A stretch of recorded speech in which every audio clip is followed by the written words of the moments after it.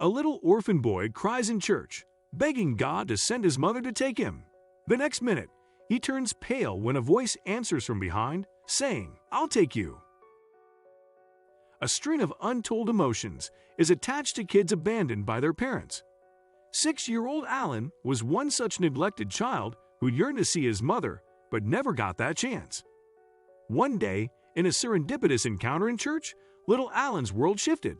He was crying, begging God to send his mom to him, telling God how different his world would be if his mother were with him. Amid his loud cries and heartwarming argument with God, a strange voice spoke up from behind, offering to take him. "Dear Jesus, they say you hear everything. My guardians in the foster home told me to knock on your door and ask for everything I needed. I want my mommy. Can you please send her to me?" Alan cried as he folded his hands in prayer and stared at the crucifix. His eyes were painfully red, and his soft, pink cheeks were wet. "My nanny told me you answer everyone's prayers. Then, why aren't answering mine?" The vestibule echoed with Alan's loud cries. He was heartbroken. He did not want to return to the shelter, where kids often poked fun at him. They constantly taunted him, saying his mom would never return, and he had no choice but to wait for someone to adopt him. "Nobody would be interested in taking a crybaby like you home," were some of the harshest things he heard from fellow kids in the shelter. Alan cried his heart out that day, demanding God for an answer. "Alan," his guardian, Nancy, interrupted. "It's a church. Be quiet and don't cry. People are watching you. Please calm down." Alan tried to control his tears. He kept staring at the crucifix until he saw a woman with a child enter the church. He could no longer hold back his tears and started crying again. "Jesus, you're not answering me. Please, I want to be with my mommy like that girl. Nanny, why is Jesus not answering?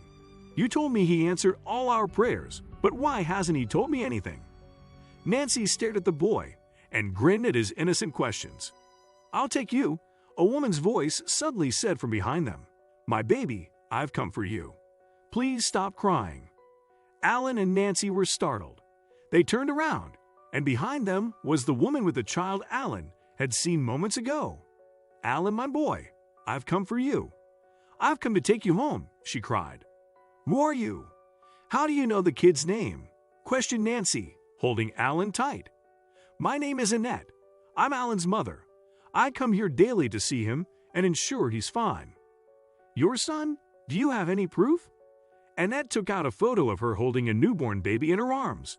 "I left him at the shelter's doorstep 6 years ago." "This is unbelievable. This was how Alan looked when I first picked him up from the doorstep on that rainy night. I heard the loud cries of a baby outside on the patio and found him there. Why did you leave your baby? How can you be such a heartless mother?" Annette began to cry and disclosed the most saddening story of her life. 6 years ago, she was 16 and accidentally fell pregnant with her boyfriend's child. After she revealed this to him, he dumped her and moved to another state, blocking her from contact. Annette's parents advised her to terminate the pregnancy, but she couldn't do it.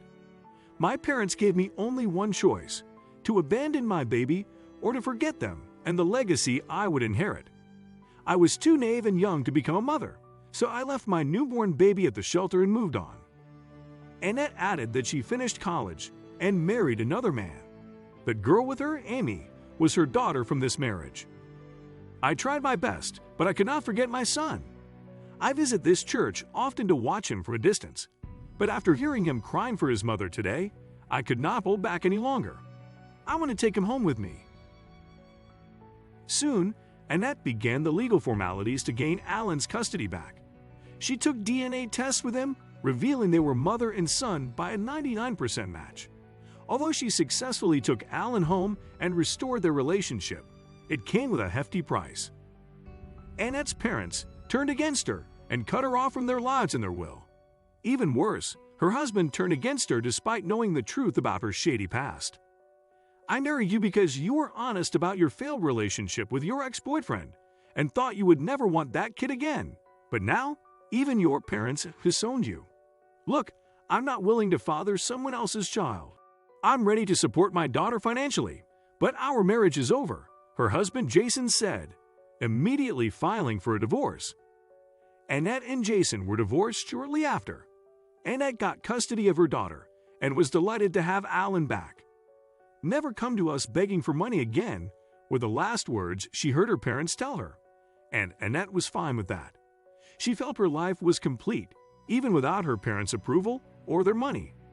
She moved abroad with her 2 wonderful children, got a good job, and only looks forward to living a happy life. God answers our prayers.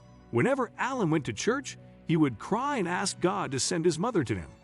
One day, his prayers were answered when he heard a voice offering to take him, and it turned out to be his mother. Do not abandon your children and punish them for a mistake you have committed. When Annette fell pregnant at 16, her parents told her to abandon the baby. She obeyed them and moved on, unaware of how it would affect her son as he grew up. Thank you for watching. Please don't forget to like, subscribe, and share this story with your friends. It might brighten their day and inspire them.